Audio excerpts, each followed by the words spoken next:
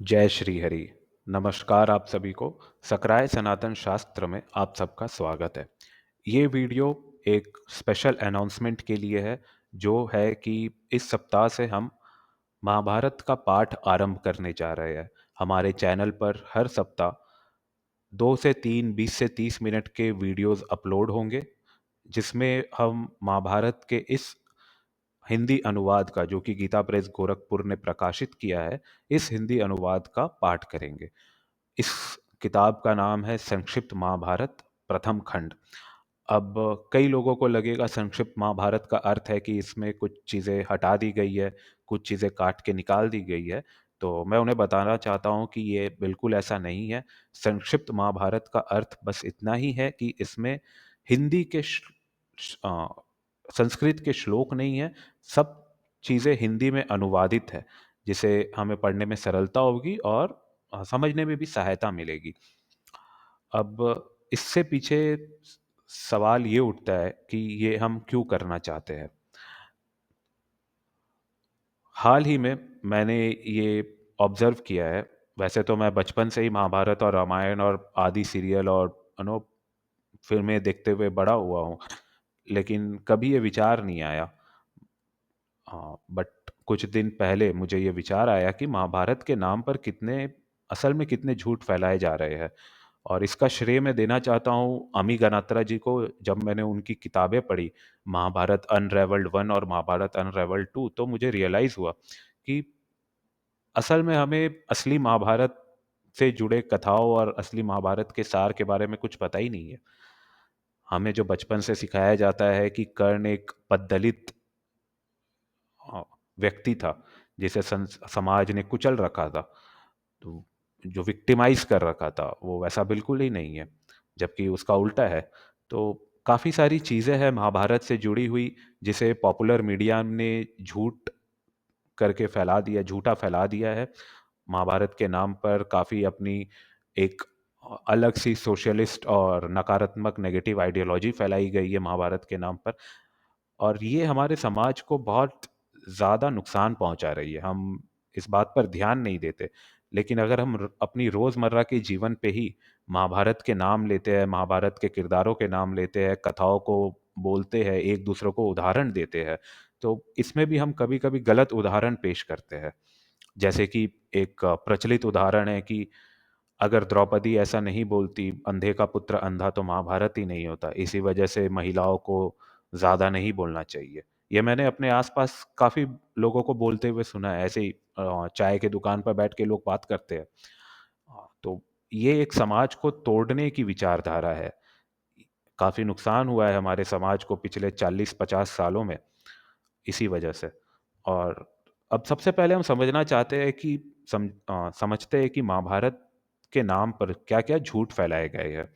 वैसे तो आम जनों को झूठ पता ही है, लेकिन फिर भी जिनको नहीं पता, वो मैं आप सबको साझा करता हूँ।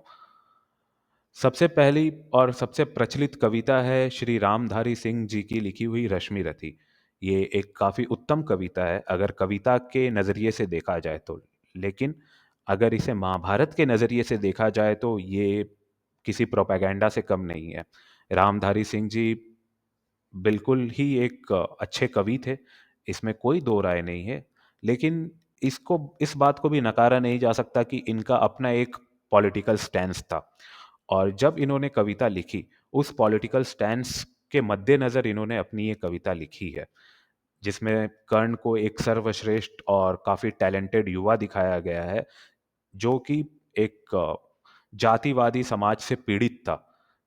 उसमें काफ़ी गुण थे, अर्जुन से भी श्रेष्ठ था, लेकिन फिर भी उसे एक अपमानित जीवन जीना पड़ा।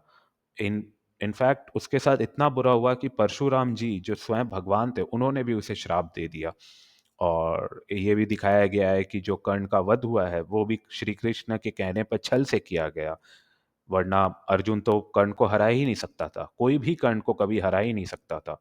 और इसमें यह भी दिखाया गया है कि हिंदू समाज कैसे महाभारत काल से, पिछले 5,000 से अधिक सालों से, कैसे जातियों में बटा हुआ है।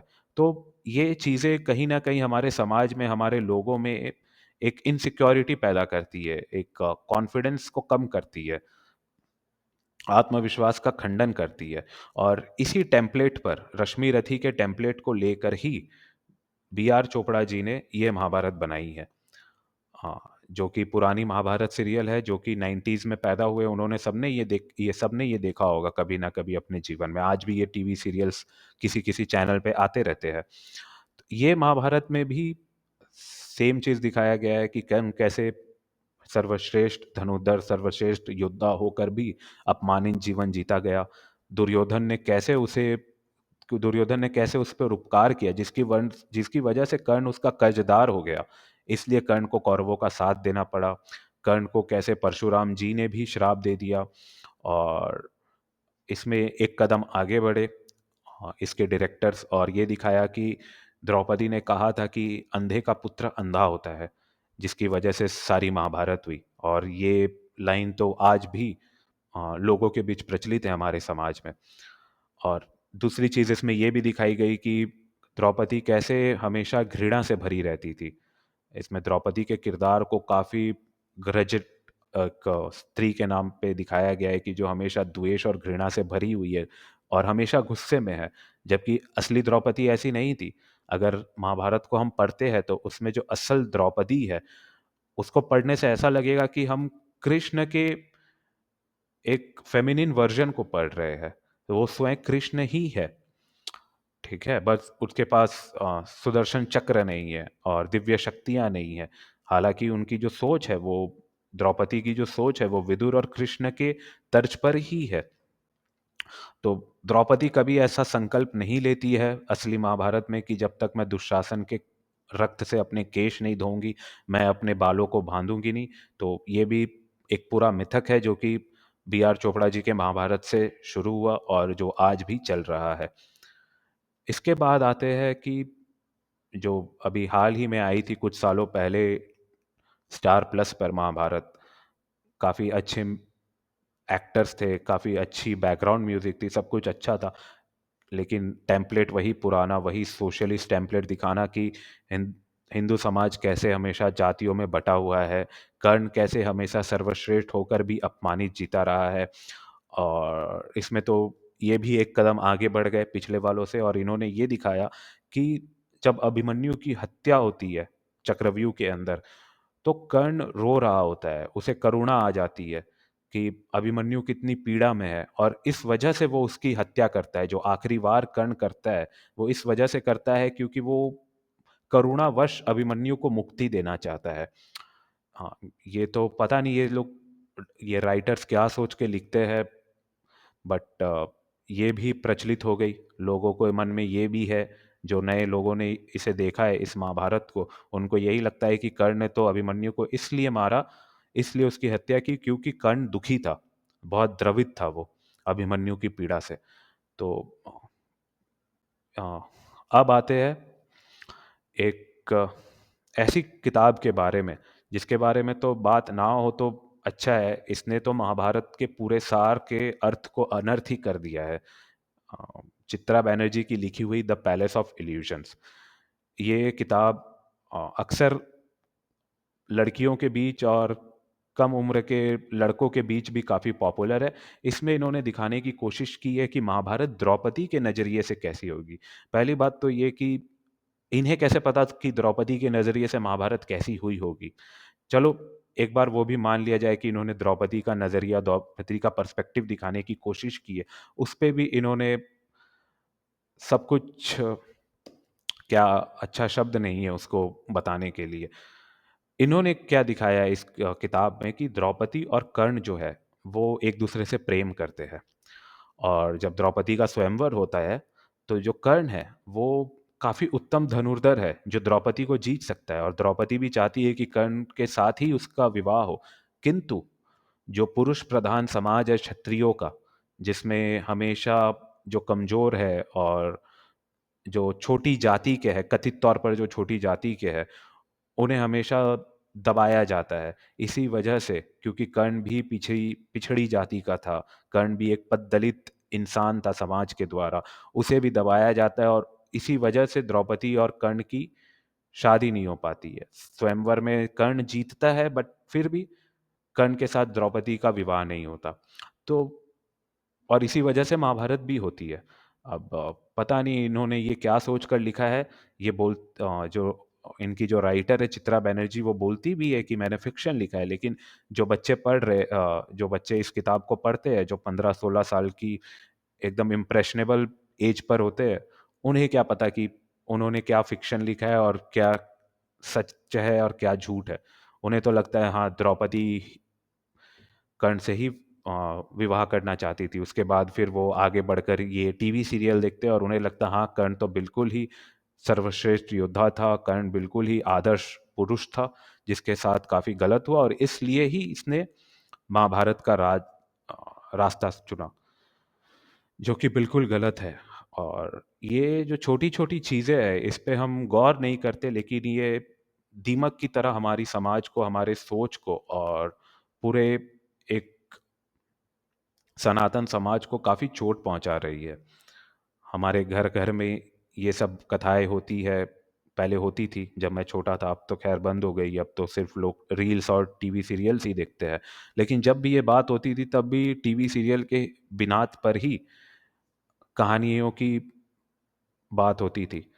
हालांकि टीवी सीरियल तो सही कहानी कभी दिखा ही नहीं सकते, पता नहीं क्यों, लेकिन जो भी है समाज को ये तोड़ रही है। और एक जिम्मेदार हिंदू होने के नाते हमारा ये फर्ज है कि हम जितनी कोशिश हो सके उतनी करें, ताकि जो सत्य कथाएं है, जो सच्चा सार है, हर शब्द के साथ हर हिंदू तक पहुंचे। अब सवाल आता है कि असली महाभारत को समझने के लिए क्या पढ़ना चाहिए। तो इसका सरल सा जवाब है कि महाभारत ही पढ़िए। आप संक्षिप्त महाभारत पढ़ सकते हैं, जिसका हम पाठ करेंगे, जो कि पूरी हिंदी में है। इसमें समय कम लगेगा। और अगर आप संस्कृत सीखना चाहते हैं, संस्कृत में दिलचस्पी रखते हैं, तो आप गीता प्रेस गोरखपुर के इन 6 खंडों को पढ़ सकते हैं, जिसमें महाभारत के संस्कृत श्लोकों के साथ साथ हिंदी अनुवाद भी प्रकाशित है। इसमें समय ज़्यादा लगेगा, समझने में आसानी तो होगी लेकिन समय ज़्यादा लगेगा। तो सबसे अच्छा तो यही रहेगा। इसके अलावा अगर कोई शॉर्ट में ये समझना चाहता है कि महाभारत में जो असली तथ्य है और जो टीवी सीरियल्स और मूवीज में जो दिखाकर महाभारत के मिथक फैलाए जा रहे हैं वो क्या है, तो जैसे कि मैंने पढ़ा था अमी गणात्रा जी की लिखी हुई महाभारत अनरेवल्ड को, वैसे ही आप भी पढ़े। दोनों काफ़ी अच्छी किताबें हैं। ये पढ़ के आपको समझ आएगा कि महाभारत असल में क्या है, द्रौपदी असल में क्या है, अर्जुन असल में क्या है, युधिष्ठिर क्या है, सारे किरदार क्या है, सारे पांडव कैसे हैं, सारे कौरव कैसे हैं, उन सब का थॉट प्रोसेस क्या है, उन सब का माइंडसेट क्या है, उन सब की अपब्रिंगिंग क्या है, लाइफस्टाइल क्या है, कर्ण कैसा है। ये सब समझने के बाद ही आप समझ सकते हैं कि महाभारत असल में क्या है। तो ये किताबों को पढ़ने से हमें महाभारत के बारे में अच्छे से समझ आएगा। इसके अलावा जैसा कि मैंने वीडियो के स्टार्टिंग में ही कहा था कि इस सप्ताह से हम 20 से 30 मिनट के 2 से 3 वीडियो प्रकाशित करना आरंभ करेंगे, जिसमें हम महाभारत का पाठ करेंगे, इस हिंदी अनुवाद का। इसमें हम वर्ड टू वर्ड पास्ट करेंगे। इसमें हम कुछ अपने तरफ से नहीं जोड़ेंगे, कुछ नया नहीं बोलेंगे, बस जो लिखा हुआ है उसको ही पढ़ेंगे और उसको ही स्क्रीन पर दिखाएंगे, ताकि लोगों तक सत्य पहुंच सके।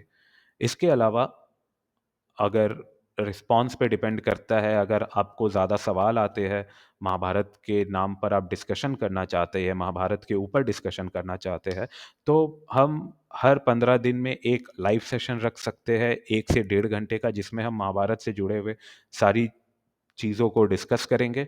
और उससे जो निष्कर्ष निकलेगा वो हम अपने अपने घर लेकर जाएंगे, अपने आसपास के लोगों को, अपने परिवार वालों को भी बताएंगे।